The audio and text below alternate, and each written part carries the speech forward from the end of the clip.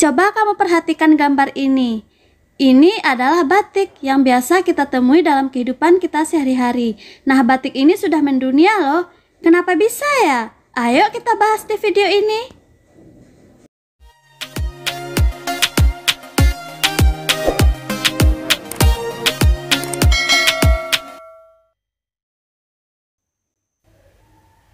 Hai, selamat siang. Salam kenal ya. Dengan melihat video ini, kamu akan tahu tentang lanjutan tema 4, subtema 1, pembelajaran 2. Nah, kemarin kita sudah membahas tentang batik di pembelajaran 1. Masih ingatkah kamu batik itu asalnya dari mana? Jika lupa, silakan lihat lagi video yang ini ya. Sebelum kita membahasnya, sekarang kita jabarkan dulu muatan pembelajaran 2. Nah, muatan pembelajaran 2 ini yaitu PPKN dan SBDP. Untuk KDPPKN yaitu 3.3, menelaah keberagaman sosial budaya dan ekonomi masyarakat. Tujuan pembelajarannya yaitu kita mampu mengidentifikasi contoh keberagaman ekonomi dengan benar.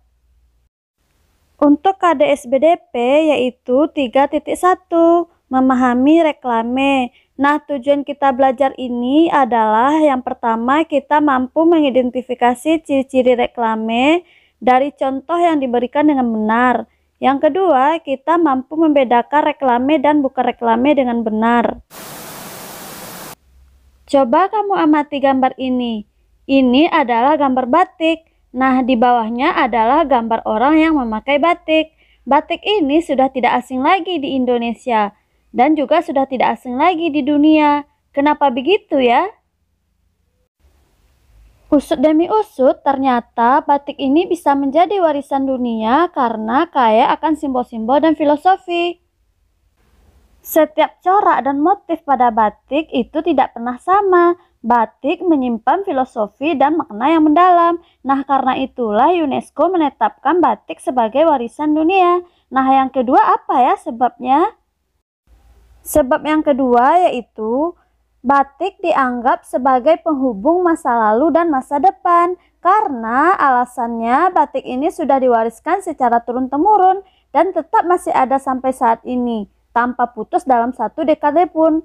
Nah, hal inilah yang menjadikan batik menjadi salah satu warisan dunia. Sebab yang ketiga yaitu warisan adiluhung di mana budaya tradisional hidup di era modern. Nah, tidak dapat kita pungkiri bahwa batik sudah menjadi warisan budaya kita yang turun-temurun dari masa lalu yang sampai saat ini masih kita pertahankan. Itulah penyebabnya batik juga diakui sebagai warisan dunia. Nah, yang keempat yaitu diakui oleh dunia karena menurut UNESCO warisan budaya akan dikenal sebagai warisan apabila warisan tersebut diakui oleh komunitas, kelompok, atau individu yang memelihara, menciptakan maupun mewariskan kepada generasi selanjutnya. Itulah alasan mengapa batik menjadi warisan dunia dan masih ada sampai saat ini. Nah, sebagai warga negara Indonesia, kita sangat bangga memakai batik karena batik itu sudah diakui oleh seluruh dunia. Nah, tugas kita lah untuk melestarikan batik. Bagaimana caranya? Yang pertama, pemerintah kita mewajibkan kita setiap sekolah itu memakai batik. Yang kedua, setiap instansi pemerintah harus juga memakai batik. Nah, yang ketiga, kita diwajibkan pada tanggal 2 Oktober untuk memakai batik. Jadi sekarang kamu sudah paham kan kenapa batik itu menjadi warisan dunia dan kenapa kita patut bangga terhadap batik itu? Nah, sekarang bagaimana cara kita memasarkannya? Kita bisa memasarkannya dengan cara mempromosikan batik ini. Menggunakan apa? Yaitu menggunakan reklame. Nah, tahukah kamu apa itu reklame? Nah, reklame ini berasal dari bahasa Latin, yaitu re dan klemar. Artinya re berulang-ulang, sedangkan klemar berarti berteriak atau ajakan. Jadi, menurut bahasa, reklame artinya berteriak atau mengajak berulang-ulang. Jika kita bahas secara umum, reklame itu artinya suatu media atau alat untuk menyampaikan informasi, menawarkan, mempromosikan, serta memperkenalkan suatu produk atau jasa kepada khalayak dengan menggunakan gambar atau kata-kata yang menarik sehingga menarik perhatian orang-orang terhadap ide, barang, atau jasa yang kita informasikan tersebut. Nah, apa tujuannya? Yang pertama, kita bisa memberikan informasi kepada khalayak tentang suatu barang atau jasa atau hal lain dengan cara menarik perhatian orang sehingga orang tertarik terhadap isi dari reklame tersebut. Yang kedua yaitu mempromosikan produk atau jasa sehingga orang lain tahu dengan produk tersebut. Nah, selanjutnya yaitu kita bisa mengajak, menganjurkan, dan menawarkan produk atau jasa dari barang yang kita reklamekan. Sekarang kalau kita lihat fungsi dari reklame tersebut, yang pertama sudah pasti kita menyampaikan informasi kepada masyarakat mengenai suatu brand, produk, atau jasa yang kita ada. Nah, yang kedua, kita bisa mengajak atau mempengaruhi masyarakat sehingga mau menggunakan suatu produk atau jasa yang kita tawarkan. Yang ketiga, kita bisa menciptakan dan membangun kesan baik masyarakat terhadap barang atau produk yang kita informasikan. Nah, yang keempat apa? Mengupayakan kepuasan pelanggan sehingga konsumen akan tertarik terhadap produk tersebut. Nah, yang kelima apa? Menjadi media atau alat komunikasi antara penjual dan calon pembeli. Jadi, kalau seandainya kita punya produk misalnya, tapi tidak kita iklankan, apakah orang lain akan tahu? Tidak kan? Nah, jadi inilah fungsi dari reklame. Sekarang kita cek jenis-jenis dari reklame ini. Nah, reklame bisa dibedakan berdasarkan kategorinya. Adapun jenisnya, yang pertama berdasarkan tujuan pengadaan. Nah, berdasarkan tujuan pengadaan ini dibagi menjadi dua. Yang pertama, reklame komersial. Yang kedua, reklame non-komersial. Nah, reklame komersial ini adalah reklame untuk kepentingan bisnis. Tujuannya untuk mendapatkan keuntungan. Contoh nih, poster, spanduk, baliho yang diiklankan apa? Misalnya iklan sabun, iklan baju, iklan jaket, dan lain-lain. Nah, reklame non-komersial ini bukan untuk kepentingan bisnis, tetapi hanya untuk kepentingan umum. Biasanya reklame ini berupa ajakan, imbauan, saran, peringatan, dan informasi-informasi pemerintah atau lembaga-lembaga lain untuk menyampaikan program kepada masyarakat. Sehingga masyarakat jadi tahu dan mengikuti isi dari reklame tersebut. Yang kedua, kita lihat berdasarkan sifatnya. Nah, ada tiga nih. Yang pertama, reklame peringatan, reklame penerangan, reklame ajakan. Nah, reklame peringatan ini apa? Yaitu reklame yang bersifat mengingatkan masyarakat untuk melakukan hal tertentu. Contoh reklame tertib lalu lintas seperti ini contohnya. Nah, selanjutnya yaitu reklame penerangan. Biasanya bersifat memberikan informasi kepada masyarakat umum. Contoh reklame informasi tentang kesehatan. Ini adalah salah satu contoh dari reklame kesehatan. Nah, selanjutnya yaitu reklame ajakan atau permintaan. Sifat dari reklame ini adalah meminta masyarakat untuk mengikuti ajakan atau permintaan. Contoh nih, reklame donor darah, reklame bantuan bencana alam, dan lain-lain. Nah, ini salah satu contohnya. Yang ketiga yaitu berdasarkan tempat pemasangan. Nah, berdasarkan tempat pemasangan ini ada dua. Yang pertama reklame indoor, yang kedua reklame outdoor. Nah, indoor ini reklame biasanya dipasang di dalam ruangan. Biasanya ukurannya kecil atau sedang dengan bahan kertas. Contoh nih etiket, brosur, dan lain-lain. Untuk reklame outdoor, yaitu reklame yang dipasang di luar ruangan dan biasanya terpapar sinar matahari.